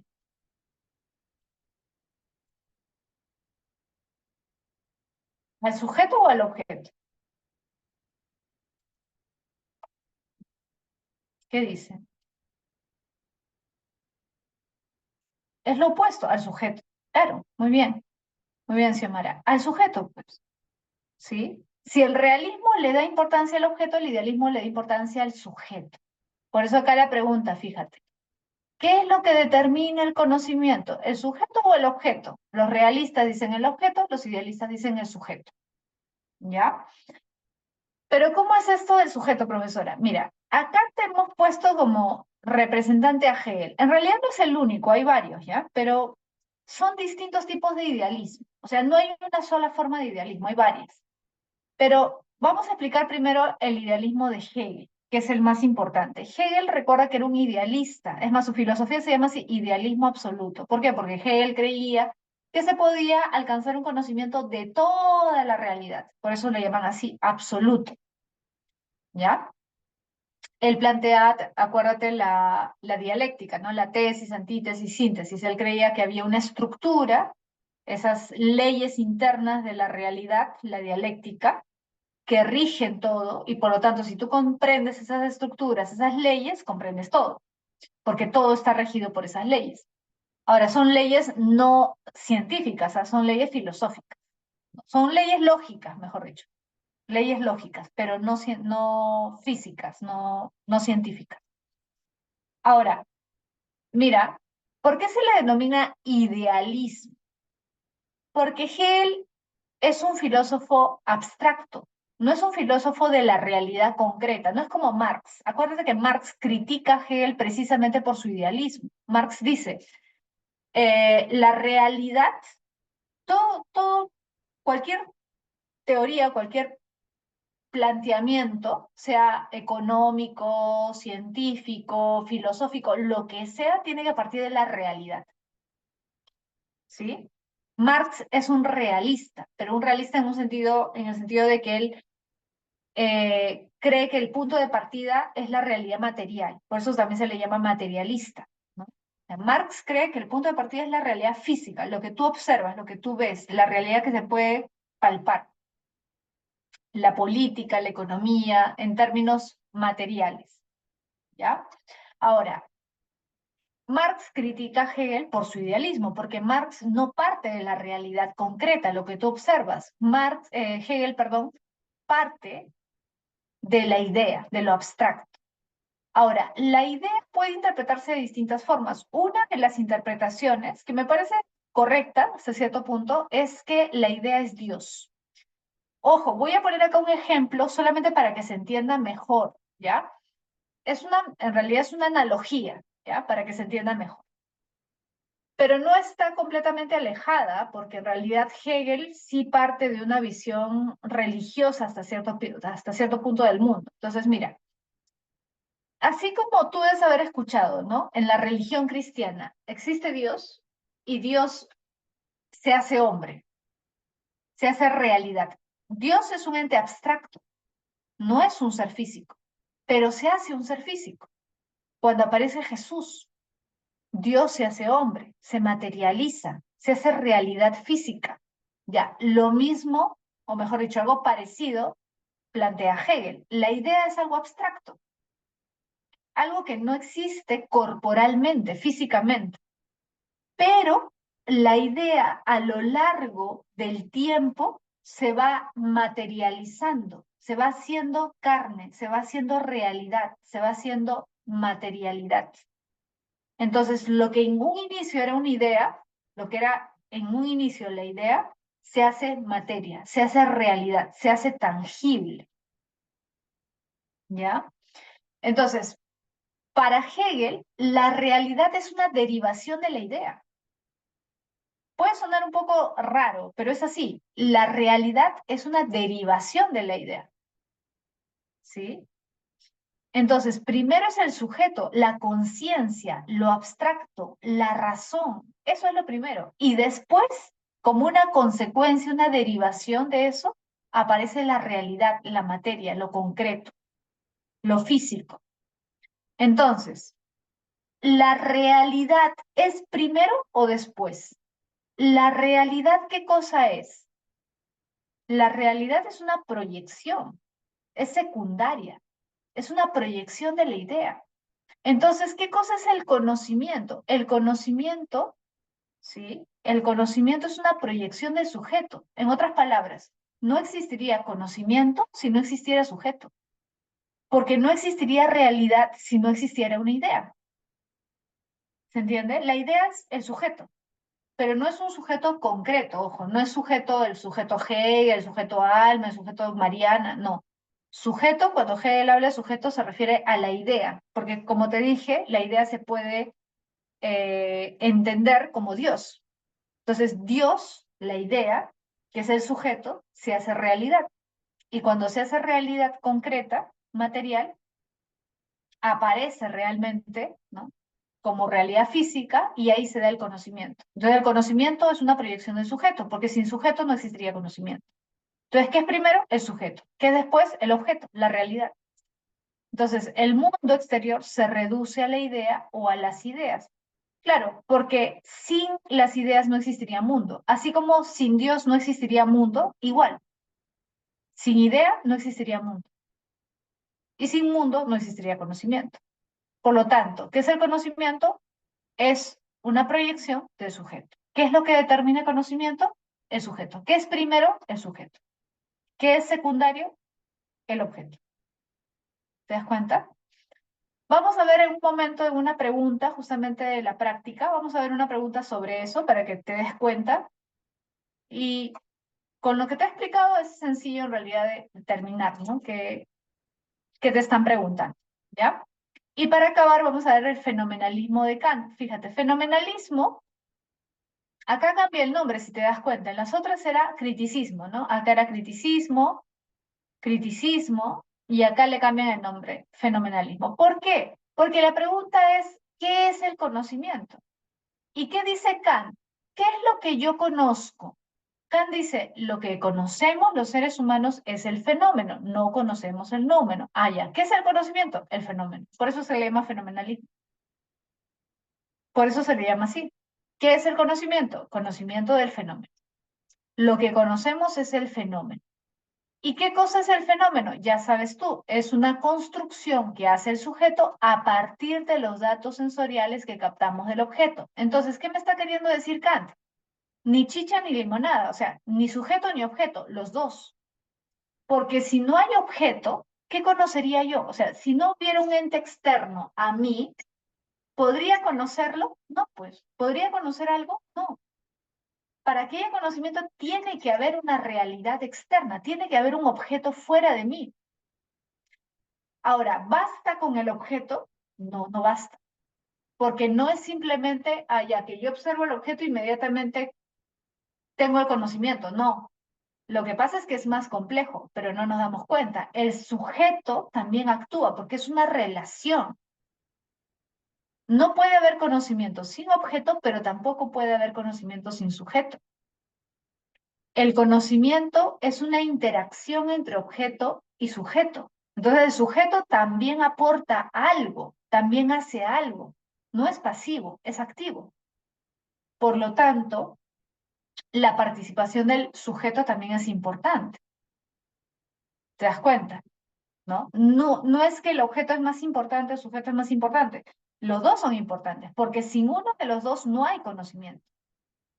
No es que la realidad es una proyección de mí, como dicen los idealistas. Ojo, los idealistas le dan importancia al sujeto. Kant le da importancia al sujeto también. Pero a diferencia de los idealistas, Kant no dice, la realidad es una proyección de mi conciencia. O sea, yo no puedo afirmar si existe o no existe. No, Kant dice, existe una realidad. No pone en duda la realidad. Para él la realidad existe, al margen de mi existencia. Es decir, si yo muero, ¿la realidad va a seguir existiendo? Kant diría sí, va a seguir existiendo. El objeto va a seguir ahí. La realidad va a seguir ahí. El idealista no, porque el idealista te diría, no, pues, porque lo que yo conozco existe en mi mente. Si yo no existo, el objeto como conocimiento no existe. Es secundario. Para Kant, ¿existe la realidad externa del sujeto? Existe. ¿La existencia de la realidad externa es dependiente de la existencia de un sujeto? No. O en otras palabras, todos los seres humanos desaparecemos de la faz de la Tierra. ¿Eso significa que yo voy a dudar de que la realidad, el mundo, va a seguir existiendo? No, no puedo dudar de eso. Va a seguir existiendo, aunque no hay un solo ser humano en el mundo. Entonces, para Kant, el objeto es independiente del sujeto. Pero al momento de relacionarse, el sujeto no es pasivo.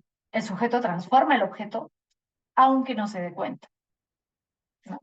Entonces, por eso dice, no conocemos las cosas como son realmente en sí mismas, sino como se nos aparecen. Claro, ¿por qué? Eh, sino cómo se nos aparecen. Porque el sujeto es activo, no es pasivo, ¿no? Si fuera pasivo, conoceríamos las cosas tal como son, pero no, el sujeto transforma el objeto. Entonces, el fenómeno que el sujeto conoce es producto de la razón que organiza los datos captados por los sentidos. Esto significa que el conocimiento, ahí está, el conocimiento es la construcción del objeto en el pensamiento del sujeto. O sea, los dos son necesarios, ¿sí? Los dos son entidades separadas, pero que se relacionan para hacer posible el conocimiento, ¿sí? Bien, ahí lo vamos a dejar la parte teórica, ¿sí? No se preocupen si hay algunas cositas de esta última parte, de la esencia, que no han entendido muy bien porque es normal, o sea, es un poquito más pesado que los otros problemas. Pero ahora que vamos a ver las preguntas va a ser más sencillo para ir eh, absolviendo sus dudas y también como son fragmentos nos van a ayudar un poco a reforzar la teoría, ¿ya? Entonces ahí les voy a compartir el material de práctica. Ya está. ¿Sí? ¿Ya lo pueden ver? Vamos a empezar a leer, ¿ya? Vamos a empezar a leer y a responder las preguntas, ¿sí? Cosa que si tienen algunas dudas con algunos términos o algunas cosas, ahí me van diciendo mientras vamos leyendo, ¿ya?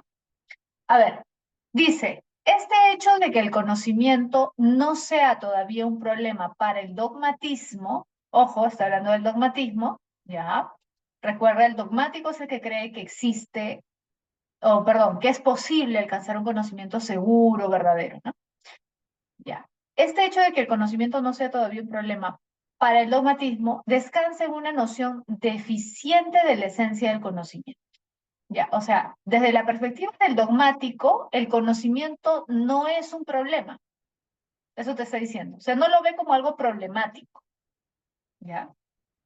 El contacto entre el sujeto y el objeto no puede parecer problemático a quien no ve que el conocimiento representa una relación. Ah, ya. Entonces, ¿cuál es el problema del dogmático? Que no se da cuenta de que el conocimiento implica una relación entre sujeto y objeto. Y esto es lo que le sucede al dogmático. No ve que el conocimiento es por esencia, acá está, mira, el conocimiento es por esencia una relación entre un sujeto y un objeto. Cree, por el contrario, que los objetos de conocimiento nos son dados absolutamente y no meramente, por obra de la función intermediaria del conocimiento. El dogmático no ve esta función, y esto pasa no solo en el terreno de la percepción, sino también en el del pensamiento. Según la concepción del dogmatismo, los objetos de la percepción y los objetos del pensamiento no son dados de la misma manera, directamente en su corporeidad. En el primer caso, se pasa por alto la percepción misma, mediante la cual únicamente nos son dados determinados objetos. En el segundo, la función del pensamiento, y lo mismo sucede respecto del conocimiento de los valores. También los valores existen pura y simplemente para el dogmático. Ya, o sea, acá está poniendo ya otro tema, ¿no? El tema de los valores. Para los dogmáticos, según este texto, los valores existen, ¿no? Pura y simplemente. A ver, vamos a ir a la pregunta. Pregunta 1 dice, según el texto, ¿qué implica la afirmación de que los valores, ahí está, justo esto que está al final, ¿qué implica la afirmación de que los valores existen pura y simplemente para el dogmático?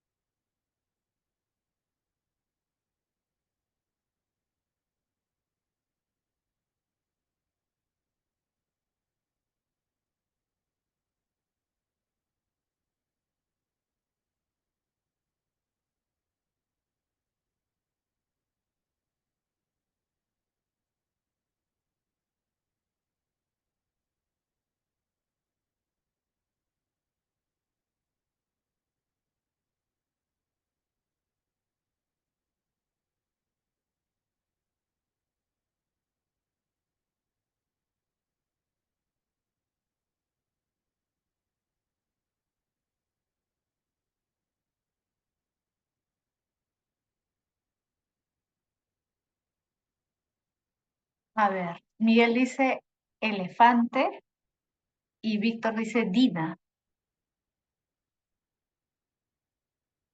A ver, ¿qué dicen los demás?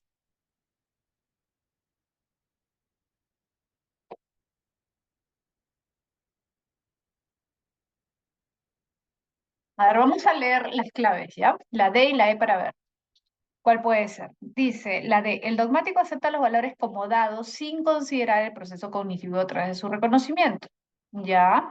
Y la E dice, los valores, según el dogmático, no requieren ser verificados a través de la percepción o el pensamiento. Ya. A ver, mira, ¿de qué trata la lectura? La lectura comienza diciendo que el problema del dogmatismo es que no ve que el conocimiento representa una relación entre sujeto y objeto, ¿sí o no? O sea, el texto plantea que el conocimiento es por esencia una relación entre un sujeto y un objeto, ¿no? Y luego, más adelante dice, según la concepción del dogmatismo, por acá, los objetos de la percepción y los objetos del pensamiento no son dados de la misma manera. ¿Sí? O sea, no hay diferencia entre los objetos de la percepción y los objetos del pensamiento. No son dados de la misma. A ver, ¿cuáles serían objetos de la percepción? Por ejemplo, una manzana es un objeto de la percepción porque la ves, pero también puede haber objetos de pensamiento, por ejemplo, los números o los valores son objetos de pensamiento porque no son cosas que ves. Claro, tienen una representación gráfica física, ¿no? Pero no son objetos físicos, son objetos de pensamiento. Dice, no son dados de la misma manera directamente en su corporeidad. En el primer caso se pasa por alto la percepción misma. O sea, en el caso de los objetos de la percepción, por ejemplo, yo veo una manzana, no me doy cuenta de que al ver la manzana, mi percepción no necesariamente es la percepción de la manzana en sí misma. A eso se refiere, ¿no? Mediante la cual únicamente nos son dados determinados objetos. En el segundo, la función del pensamiento. Y lo mismo sucede respecto del conocimiento de los valores. También los valores existen pura y simplemente para el dogmático. O sea, ¿qué te está diciendo? Te está diciendo, como el dogmático no se da cuenta de que cuando uno conoce hay una relación, una interacción entre sujeto y objeto, no se da cuenta de que el sujeto transforma el objeto. Entonces, eso se da con los objetos físicos y se da con los objetos de pensamiento. Lo mismo ocurre con los valores, porque los valores para el dogmático existen pura y simplemente. O sea, no se da cuenta de la relación subjetiva, por decirlo así, que tenemos con los valores. O sea, de que hay un elemento subjetivo en el conocimiento de los valores. Entonces, fíjate, la E dice, los valores según el dogmático no requieren ser verificados, pero en la lectura te plantea eso, o sea, el problema es que no hay verificación. Acá habla de verificación de la percepción, pero ¿cómo podríamos verificar los valores? El problema es eso, que no se pueden verificar empíricamente los valores. El problema no es que se puedan o no se puedan verificar, el problema es que nosotros no nos damos cuenta de que hay una relación subjetiva con los valores. Entonces, la clave es la D. El dogmático acepta los valores como dados, o sea, como algo que existe al margen de él. A eso se refiere, como dados, o sea, como cosas que están ahí y que él simplemente capta, ¿no? Sin considerar el proceso cognitivo detrás de su reconocimiento. O sea, no se da cuenta de que hay algo subjetivo, proceso cognitivo, ¿sí? Algo que pone el sujeto para reconocer o conocer los valores. Este es el problema. Es la D. Ojo, no está tan fácil, ¿ah? Si no has podido resolver o te ha confundido un poco, no te preocupes porque no está tan fácil, ¿sí? ¿Sí? Esta es la clave, pero no ha estado tan sencillo, ¿ya?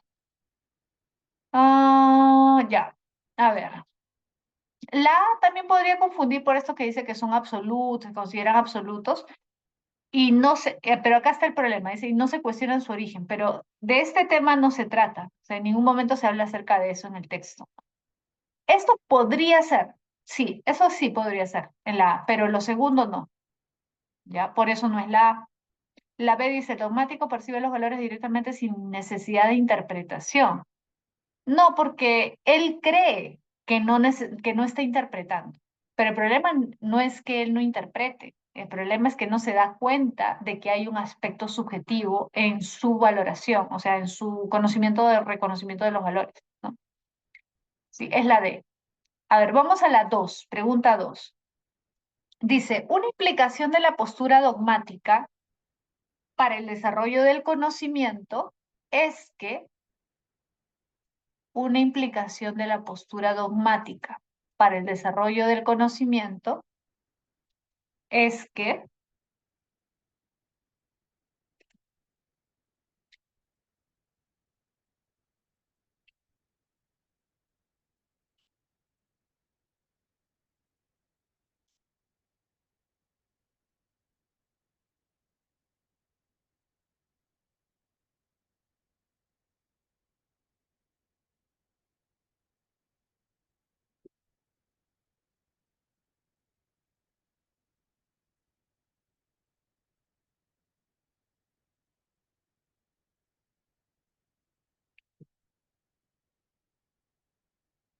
¿Qué dicen? A ver, Deina dice casa.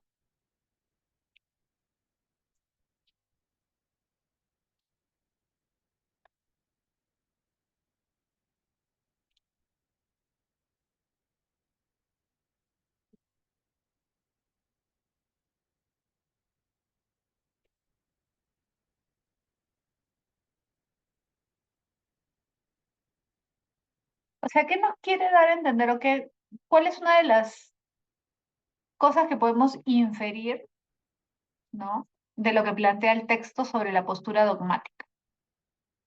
Tiene una visión positiva, la lectura nos muestra una visión o nos plantea una visión positiva acerca del dogmatismo, o al contrario.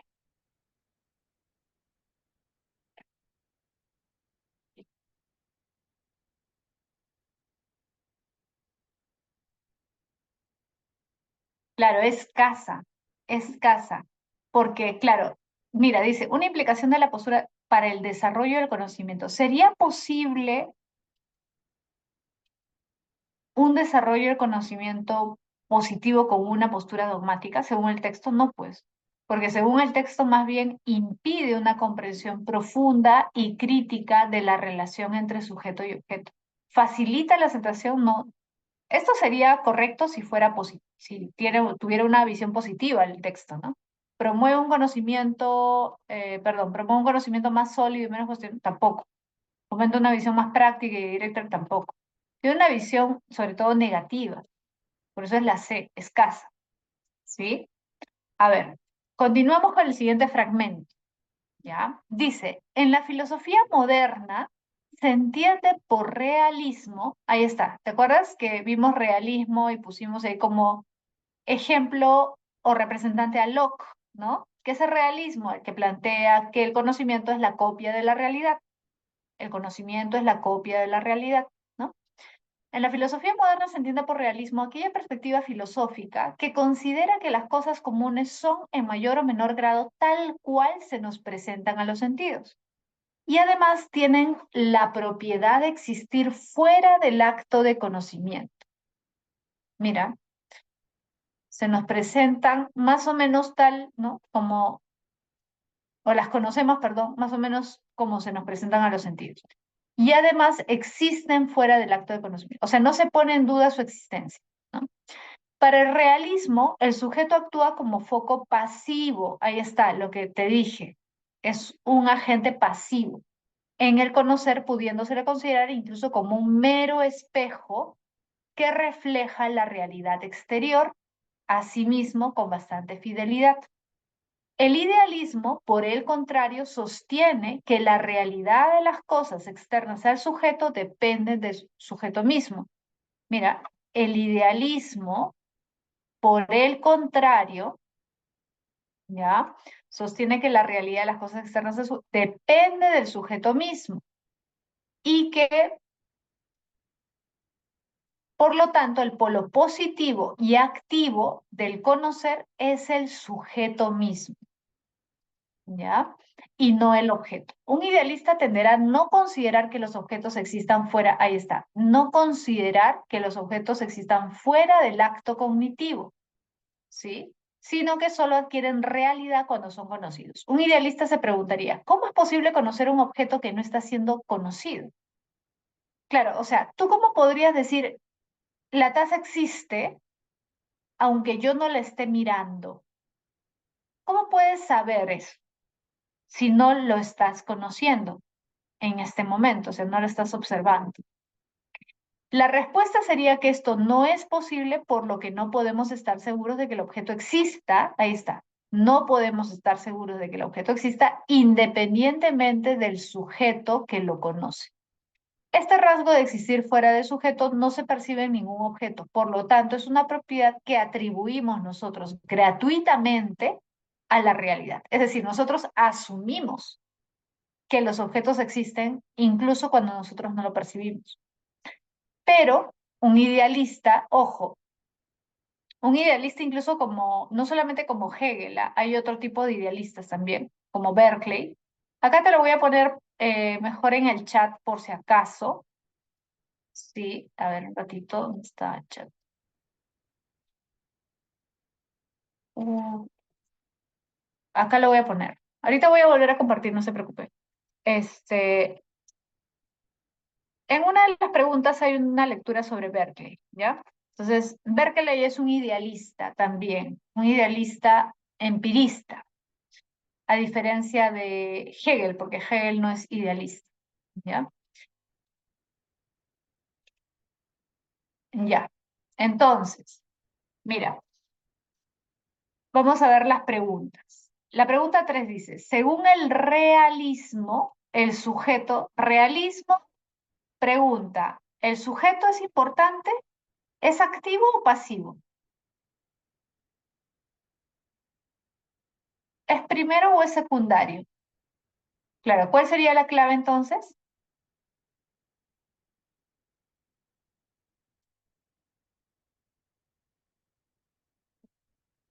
Correcto, muy bien. ¿Se dan cuenta? En realidad no es tan difícil. Casa actúa como un mero espejo que refleja la realidad exterior tal y como es. Claro, no es activo, no es importante, por lo tanto es como un espejo y punto. No hace nada, ¿no? Para el realismo, el sujeto es un agente pasivo, ¿sí? Muy bien. Cuatro. ¿Cuál de las siguientes afirmaciones describe mejor la posición idealista sobre la existencia de los objetos fuera del acto cognitivo? Para el idealista es al revés. El sujeto es lo central. Y es más, no solamente dice que es lo central, sino que los objetos no podemos afirmar si existen o no fuera del acto de conocimiento. ¿Cuál sería la clave?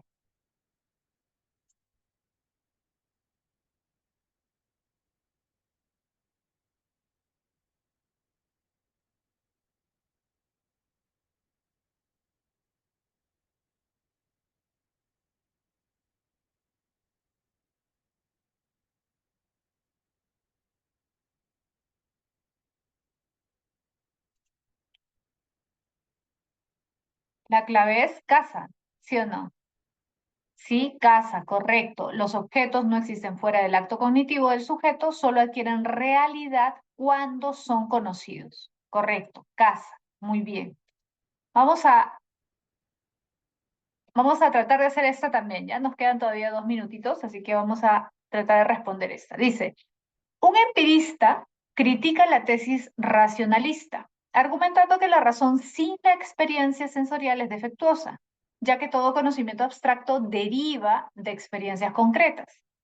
Aunque el racionalista defiende que la razón proporciona verdades universales y corrige los errores sensoriales, el empirista insiste en que la historia muestra que teorías racionalistas sin base empírica se han desacreditado.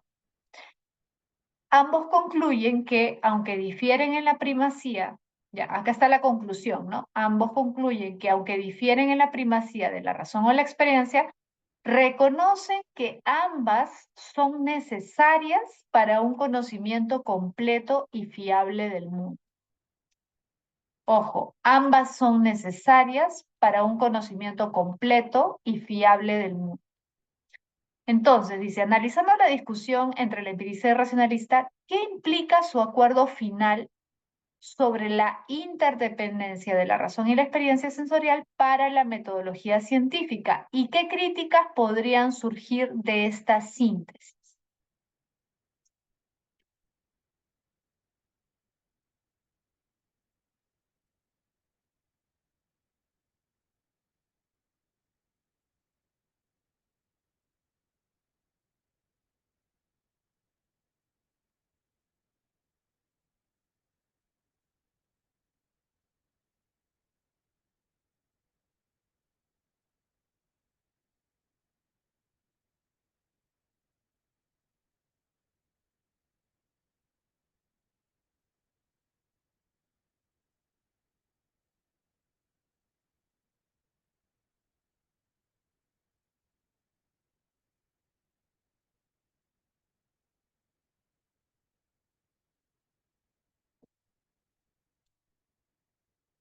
La clave es barco, correcto, muy bien, barco. El acuerdo sugiere que la metodología científica debe equilibrar la observación empírica con el razonamiento deductivo, lo cual podría ser criticado por aquellos que creen en la pureza de un enfoque exclusivamente empírico o racionalista.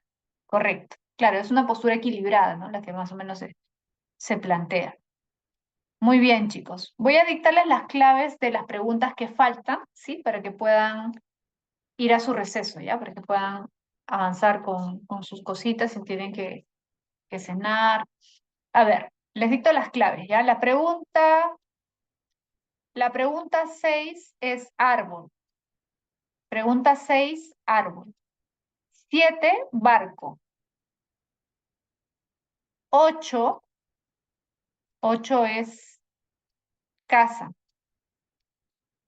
¿ya? 9 es casa. 10 también es casa. 11 también es casa, ¿ya? Y 12 es barco.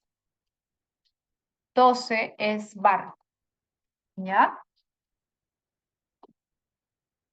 Ya, chicos. Entonces, ahí nos quedamos. Ya la próxima semana, si no me equivoco, nos toca ver epistemología, que también es un tema que viene casi siempre, ¿ah? Epistemología viene, si eres del área E, casi siempre vienen dos preguntas de epistemología. Entonces, es un tema que tienen que tener muy en cuenta. Ya, la próxima semana comenzamos con la primera parte. Vamos a tener 2 semanas para revisar el tema de epistemología. ¿Ya, chicos? ¿Sí? Ya nos estamos viendo la próxima semana entonces, ¿ya? Chao, chicos, cuídense mucho. Un abrazo a todos. Que tengan un bonito fin de semana. Nos vemos. Chao, chao, chicos.